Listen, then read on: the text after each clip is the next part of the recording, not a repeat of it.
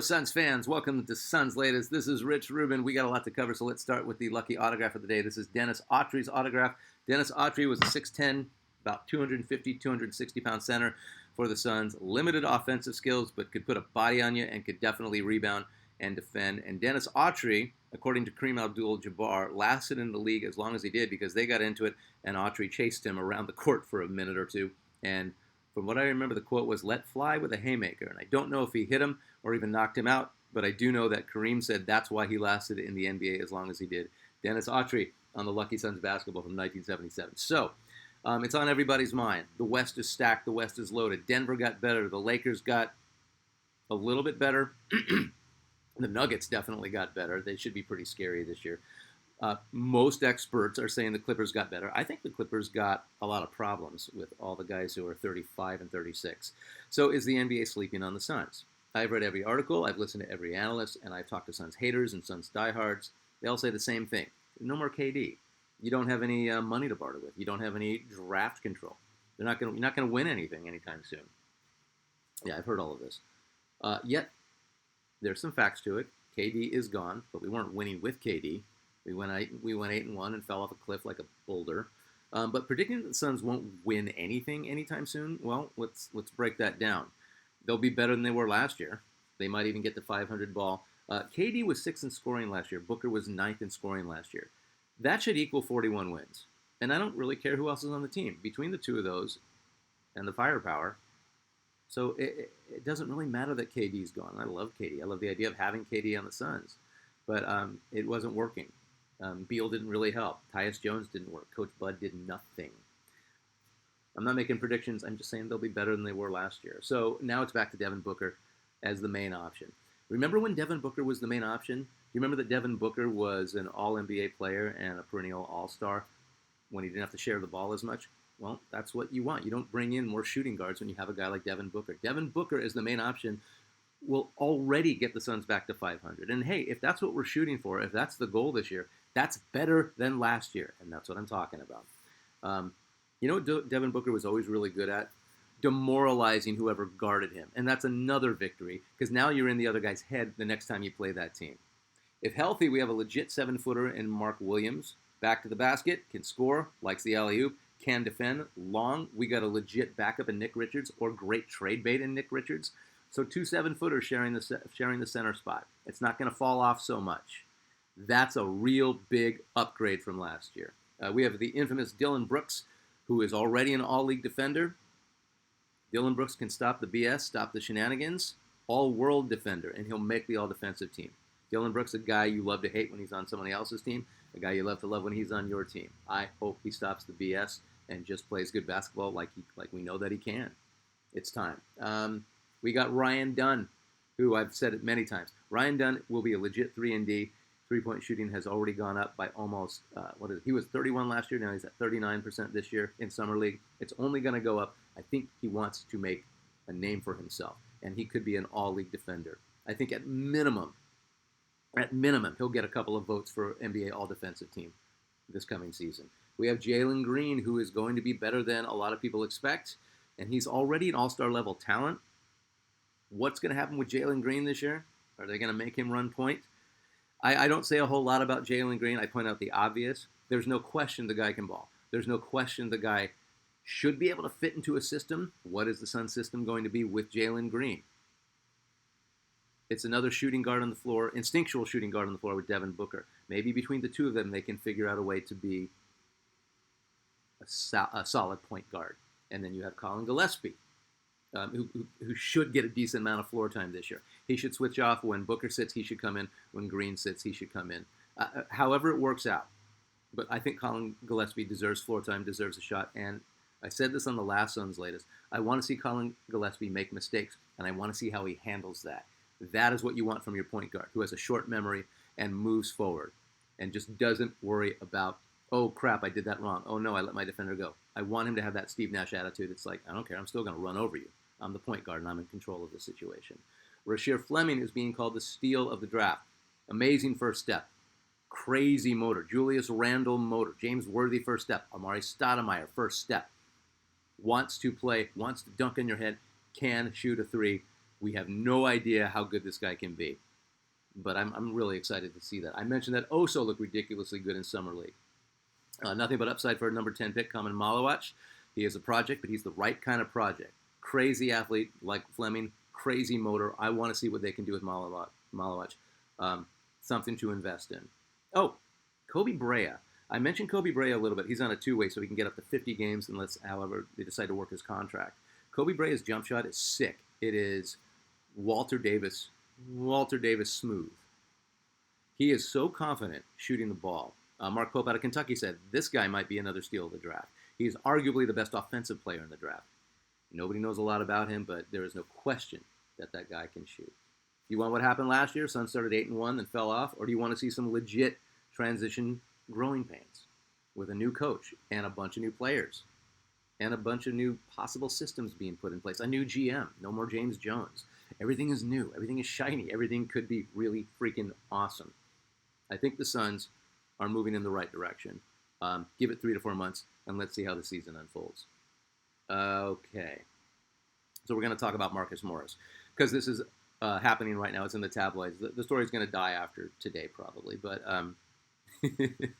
I'm sorry. I giggle when I think of the Morris twins, and then I'm genuinely sad and can be very cynical about it, because I think it's a lot of wasted talent regarding these two guys who both played for the Suns. So former Sun, former Piston, former Rocket, former Celtic, former Knick, former Clipper, former 76er, and former Cleveland Cavalier Marcus Morris that's a lot of teams. And don't get me started on how many teams Markieff played for. He was denied bond Tuesday after he allegedly received $265,000 from two major Las Vegas casinos in 2024 through bad checks that he did not pay back when they didn't cash. This is all according to TMZ and every other tabloid out there. If you remember Marcus Morris and his twin brother Markieff, they tried to break the record for being the first brothers to play for every team in the league. And like everything else about their careers, they fell short. They tried. I'm sorry, it's absurd to me, the career that these two have had. Marcus hasn't played since 2023-24. He's on First Take sometimes. I've got to watch one of his first takes. I'm curious what his takes are. I just want to know what he I don't really read what a guy like that would say. Allegedly got $115,000 from the MGM Grand and $150,000 from a similar scam at the Wynn. That's the tabloid saying that scam. Taken into custody in Broward County, Florida on Sunday, booked on a charge of fraud and insufficient funds. Remember insufficient funds, because we're going to circle back. He was there for 2 days. He is out. He posted on his gram, quote, "I woke up in my bed this morning after having to sit for 51 hours, no bail, not even a chance to pay it back." You took out a marker. You have chance to pay. Sorry. The word fraud was thrown on my name as if I took something or really wrote a check to a casino in exchange for cash. Did I take out a marker to gamble? Yes. Was this my first time? No. So we know how this goes. We know how to take out a marker. We know what the time limit is to get that cash back. So yeah, I took my time to pay back the money. Put that in a pin as well. That could have been handled on the spot if I'd known that I would have been locked up like I was trying to flee or flight risk. You got arrested for insufficient funds. So no, you could not have paid it back on the spot, according to you. Money paid back and lesson learned. Nothing was learned. You just paid back the money and got out of jail. Fraud, I can't live with. Tech, okay. You know what? Maybe there's some gray area in that, but I'm not going on every social media site to clear anything up, end quote. His lawyers argued that releasing him would allow him to expedite paying back the Las Vegas casino debts. But the judge denied these requests and said Morris would only be released if it were to Nevada authorities for extradition or if the arrest warrants were dropped. Morris' agents seemed to imply that Morris' debts were much smaller. Quote, "Just so everyone understands, this is zero fraud here, or whatever crap outlets have said regarding fake checks or whatever the hell. This is due to an outstanding marker with a casino. Apparently, if you have over 1,200 in a marker, they can issue a warrant for your arrest. Absolute insanity." How is it insanity if you just prove them right? Apparently, if you have over 1,200 in a marker, they can issue a warrant for your arrest. You can't tell me Morris didn't know that going in. His lawyer, I hope, knew that going in, but now he's calling it absolute insanity. Insufficient funds.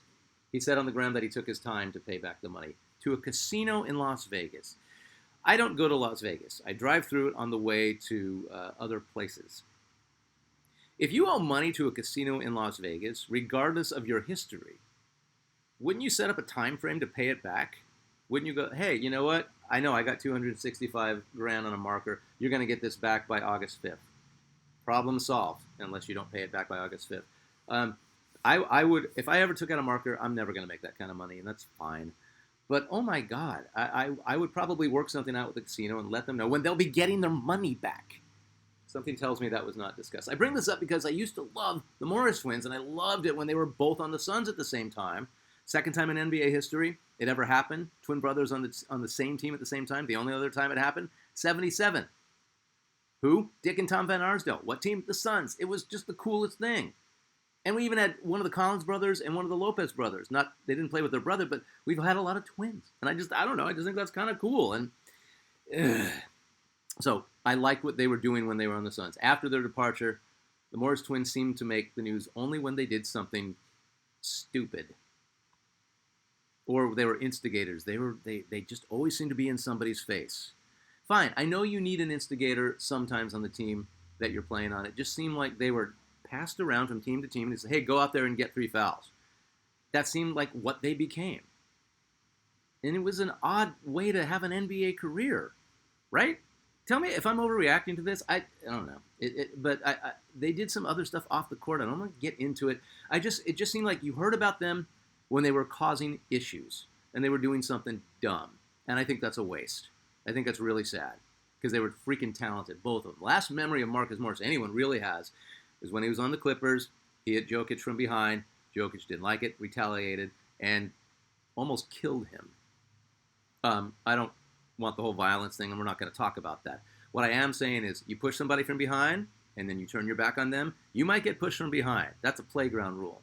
And I'm nothing if not a playground rule follower. Like it or not. That's it. He'll always be remembered for that. They were talented. They were skilled. They were good offensive players for a minute. They seemed to have good futures when they came into the league. I honestly feel that to a certain degree they wasted their talent. I think they could have been much more. Your thoughts? That's what I got on the Morris twins. All right, moving on. Comments. And thank you for your comments, and thank you for watching Suns Latest. Hit that subscribe button if you want. Don't if you don't want to. Any constructive criticism, I'm here for it. It's not about me. I don't take anything personal. If you're going to be rude, that's cool. I still don't take it personal. I just chalk it up to you're a passionate Suns fan. So from at JJ-JU6KY, I appreciate your knowledge and delivery. Thank you. However, the clickbait titles will keep me from enjoying your channel. Please stop with that. Why?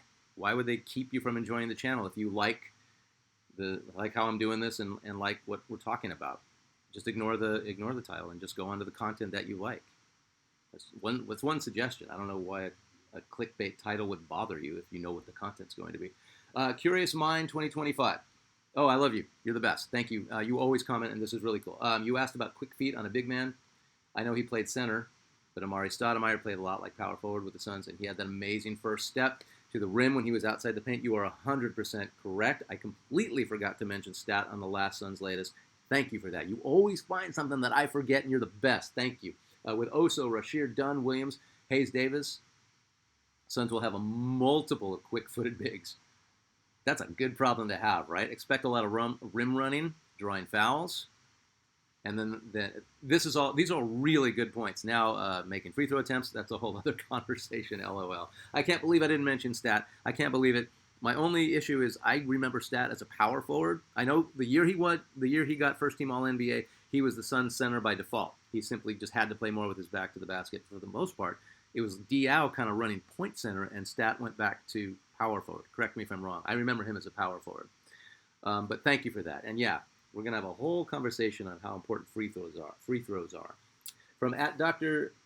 Munch Makuchi, 4878. I'm so glad you mentioned Oso's improvement. Seems like most folks haven't noticed. The fact that he's rumored to be included in a Kuminga trade makes me sick. I don't even know why they want Kuminga. I thought we learned that trading quality depth for yet another ball-hogging defensive liability isn't the way to go. Doesn't really seem like Suns front office is practicing what they preach if they are considering it. I think the reason they're considering Kuminga is young, unproven, untapped potential, and has already proven that he can score.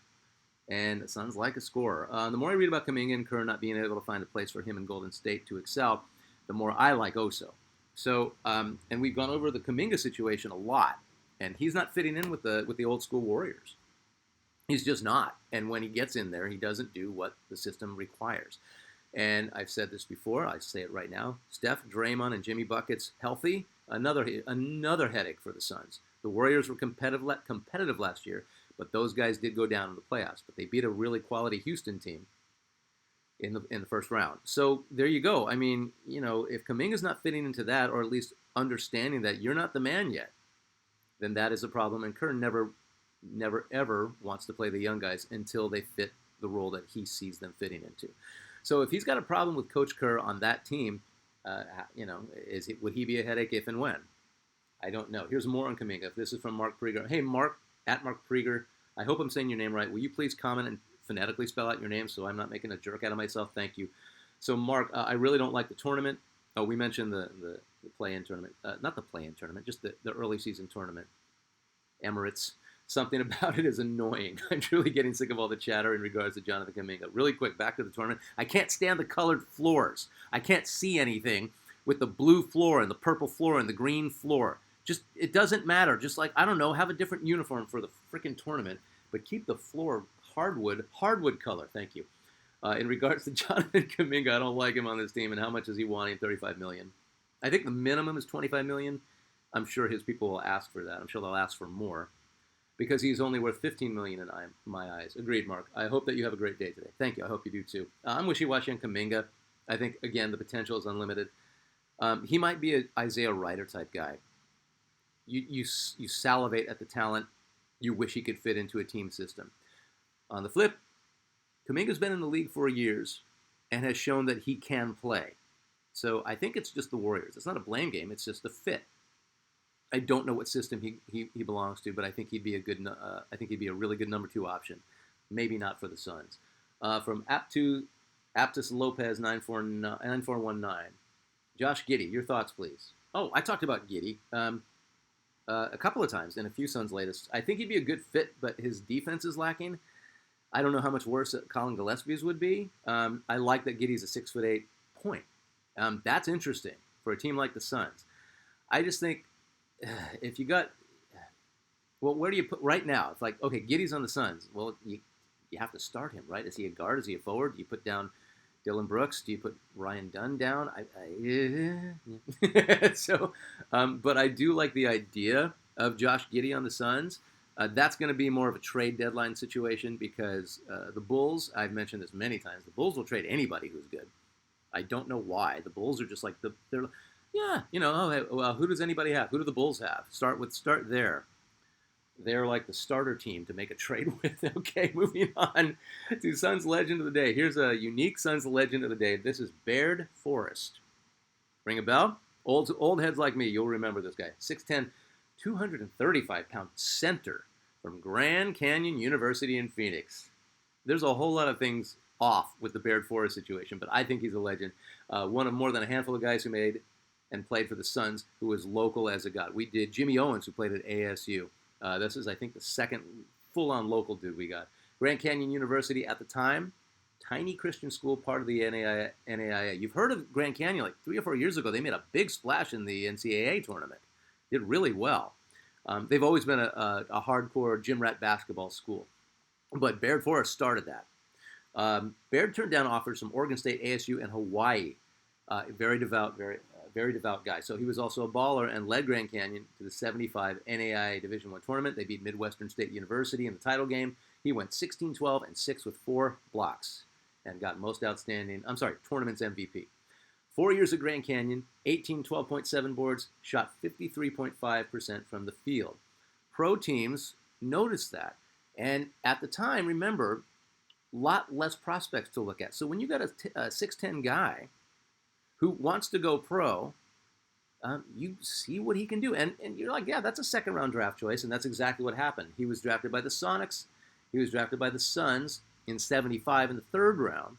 It was back in the day when there were, 9, 10 rounds to draft players. And the Spurs took him in the 6th round of the 75 ABA draft. Baird Forest, loyal to his school, chose to play the final season of his college career instead. Then he's drafted by the Sonics in 76. He never played for the Sonics. He blew off the NBA again and went to play for 1 season for Athletes in Action, another devout athletic organization. There's nothing compromising this guy's faith, and I respect that. 2 seasons with the Suns beginning in 77. They finally got their man. Saw time in the 1979 Western Conference Finals. Alvin Adams goes down with an injury. Baird plays 6 games against the Sonics, the defending champions. Sonics, I think they were defending champions that year. I got to get my years straight. Yeah, they'd won it in 78, right? The Blazers 77, the Celtics 70. Defending champion Sonics. His pro numbers were never that gaudy, but that series, he held up against one of the best centers in the league in Jack Sikma of the Sonics. He played with Truck, Westy, Mike Bratz, Hound Dog Ted McClain, and Walter Davis. His pro numbers weren't that great, but he could jump. He could dunk on your head. He was a finesse center, very much like Alvin Adams and Dan Issel, the Nuggets. He hustled. He played hard. He was very much appreciated by Suns fans in the short time that he was there. The most impressive thing about Baird Forest was there was something to him once he got on the court. He was the most unathletic-looking 6'10" guy you ever saw. And he was from a tiny school, but more than a few saw something in him, and he made the most of it, and that is legendary. I got to meet Baird Forest at Coach John McLeod's summer basketball camp at Yavapai College in Prescott, Arizona. And so you do the whole drills with the camp, and you get really good at basketball. And then, a Suns player would come up and talk to all the kids, and he was great. He put us through all these center-type moves. We basically had like an Akeem Olajuwon big man's camp.